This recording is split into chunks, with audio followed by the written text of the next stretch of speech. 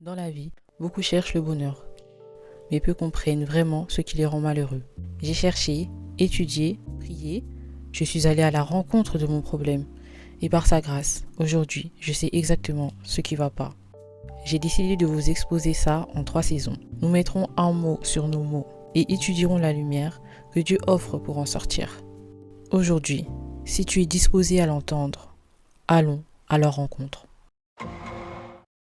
Lors de ma précédente vidéo, je vous avais raconté certains événements qui se sont déjà passés dans ma vie. Et quand j'ai analysé tout ça, j'en ai tiré que la première source de mon mal-être était liée au fait que je n'acceptais pas que les autres, en dehors de moi, aient du libre arbitre.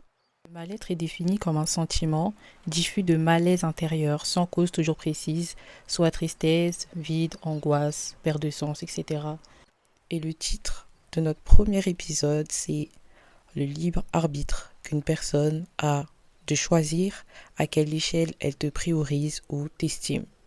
Je vous donne un exemple. Il y a quelques années, j'avais une copine qui fêtait son anniversaire. On était copines. L'une de l'autre, on avait les mêmes sentiments, tout était totalement réciproque. Je suis une personne qui m'attache beaucoup aux moments passés ensemble qui sont bien. Je lui souhaite joyeux anniversaire sur les réseaux, comme d'habitude, hein, toujours des beaux messages. Elle répond, elle est hyper touchée, voilà, que Dieu bénisse notre amitié, etc. Une semaine après, je vais sur Snap, je regarde sa story, je vois que finalement elle avait fêté son anniversaire, elle hésitait à le fêter. Je me dis, mais pourquoi je ne suis pas, genre, j'arrive pas à comprendre, sachant que c'est en comité restreint. Et à tous les anniversaires, je fais toujours en sorte d'honorer, etc. Enfin voilà. Je regarde les invités et il y a certaines têtes que je reconnais, mais que de vue. En tout cas, dans la vie de tous les jours, elle est plus apte à les voir dans la vraie vie, elle, que moi. C'est pas que je sors souvent. En plus, on n'habite pas forcément à côté, donc en vrai, ça se comprend. Il y avait, j'ai l'impression, tout le monde, sauf moi. À ce moment-là, je vous avoue que je l'ai hyper mal pris. Vous allez dire, elle est susceptible, elle est hypersensible, ou ça y est, c'est pas si profond que ça. Alors que pour moi, ça a été très profond. Et je me suis remise en question, je me suis dit, mais qu'est-ce que j'ai fait? Plus je grandis et plus je comprends. Et là, par exemple, j'ai compris qu'en fait, la personne, elle a le droit, tout simplement. Et le fait de ne pas accepter qu'une personne a le droit, ça peut te mettre dans le mal. Mais c'est ça, en fait. Il faut affronter cette chose-là. Le libre arbitre qu'une personne a de te choisir ou non par rapport à un événement. Ça ne veut pas dire que la personne ne t'aime pas, ça ne veut pas dire qu'elle ne t'estime pas. Parce que quand je regarde cette histoire d'un œil mature et que je regarde ses invités et que je me regarde moi comment j'étais avant, on n'aurait pas pu s'entendre. Heureusement qu'elle m'a pas invitée. Pas que ces filles étaient mauvaises ou méchantes, non. C'est juste qu'en fait, on n'est pas du tout le même délire. Il y a un anniversaire à moi où j'ai voulu vraiment le fêter. Et quand j'ai fait la liste des invités, je me suis rendu compte que c'est pas facile. Parce que tu as des amis de l'école, tu as des amis de, je sais pas moi, l'église, tu as des amis avec qui tu regardes que des animés, d'autres amis, ou je sais pas, vous voyez. Et tout ça, c'est pas forcément des gens à mélanger parce qu'ils ont tellement pas le même délire. Elle a été très contente ce jour-là et c'est ok. Il n'y a que ça qu'il faut retenir. Du moment que la personne elle est heureuse, c'est bon. Et son cœur il était en paix. Elle m'a rien fait de mal. C'est moi, mon cœur, il n'était pas en paix. Parce que c'est moi, j'ai mal pris la chose. C'est moi, je n'ai pas accepté. Vous voyez? Et ça, par exemple, c'est une cause du mal-être. Pourquoi dans mon titre, il y a le libre arbitre qu'une personne a de choisir à quelle échelle elle te priorise? Je vais vous donner un exemple. Vous êtes dans une entreprise, vous êtes l'assistant. Et au-dessus de vous, il y a le sous-chef. Donc vraiment, après le patron, il y a le sous-chef et vous, vous êtes l'assistant. Et il y a plein d'autres employés qui ont plein d'autres emplois. Maintenant, il y a un voyage d'affaires qui se fait.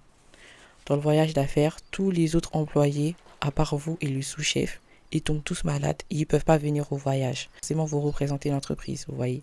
Et maintenant, le chef de l'autre entreprise vient vers votre sous-chef. Il lui serre la main et lui dit: Ah, c'est vous, le sous-chef de... vous travaillez bien pour l'entreprise X? Il dit: Oui, c'est moi et tout, je suis le représentant et tout. Le patron, il n'est pas encore arrivé. Vous, personne ne vous a salué. Et pourtant, les gens, ils savent que vous faites partie de l'entreprise. Le chef, il arrive, on salue, on lui serre la main bien. Ah, bah alors, elle est où toute votre équipe? Vous êtes venu seul ou quoi et tout? Allez, le patron, il commence à dire: Ah, ben, il y a mon sous-chef qui est là, Jason. Je le présente, franchement, il travaille très bien. Il a toujours été loyal avec moi. On travaille ensemble depuis 10 ans, alors que vous, vous êtes là depuis 2 ans. Il travaille très bien, j'ai jamais été déçu de lui. Merci beaucoup pour votre loyauté. Vous faites preuve vraiment d'une bravoure incroyable. On m'a beaucoup parlé de vous, vous travaillez très bien et tout.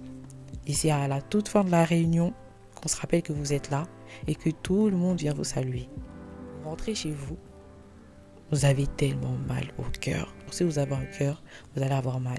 Vous allez vous dire, et moi, genre, je suis là aussi. Quand on a posé la question, chef, vous êtes venu seul? Il m'a même pas pointé du doigt. Il m'a même pas... Genre, je suis invisible, genre, je compte pour du beurre, quoi. Il n'y a que le sous-chef qui compte. Pourtant, je fais aussi partie de l'entreprise. Je peux aussi représenter l'entreprise. C'est pas une question de combien de temps j'ai été là. Je suis là. Et ça peut être aussi la cause d'un mal-être à venir. Et c'est là que je veux intervenir. C'est là où je veux mettre le doigt. Vous devez laisser le libre arbitre aux gens de choisir pour eux à quelle échelle ils vous mettent, à quelle échelle ils vous priorisent. Pour le chef, il va prioriser le sous-chef. Peut-être que dans sa tête, c'est la hiérarchie et c'est ça qui compte. Le sous-chef, il est là avec le chef depuis 10 ans. Ils ont une histoire, vous voyez. Alors que vous, peut-être que vous n'êtes pas trop près, trop proche, trop intime avec le chef. Forcément, quand on va lui demander, il va penser au sous-chef, vous voyez. C'est pas forcément que les gens font ça pour vous blesser. Toutes les choses que les gens font, c'est pas forcément contre vous. C'est pas forcément pour vous descendre. Nous tous humains, on a des cycles, on a des eras en fait. Ainsi que des personnes qui doivent être dedans avec nous ou non. Abraham et Lot, c'est 2 bergers. Mais les 2 bergers, à un moment, ils s'entendent plus. L'autre veut partir à gauche, l'autre veut partir à droite. Pourtant, ils ont toujours tout fait ensemble. Abraham, il dit à l'autre, qu'il n'y ait pas de querelle entre toi et moi, c'est mieux, on se sépare, t'as vu? Par amour et sagesse, Abraham comprend que la paix nécessite la séparation.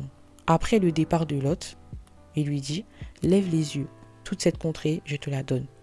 Il y a des cycles dans la vie où vous devriez être là, et un cycle où vous ne devriez pas être là pour certaines personnes. C'est ça que je veux vous dire. Dans l'histoire de l'entreprise, c'est que le sous-chef, il a une histoire avec le chef.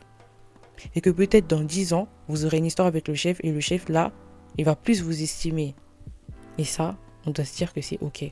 Ça ne te définit pas forcément. Ça ne définit pas ta valeur. Ça ne t'abaisse pas. Dans un autre épisode, nous parlerons du libre arbitre selon la Bible. Je vous expliquerai cette notion avec des exemples toujours clairs. En espérant que cette saison et ce premier épisode vous a plu, je vous dis à très bientôt. Bisous.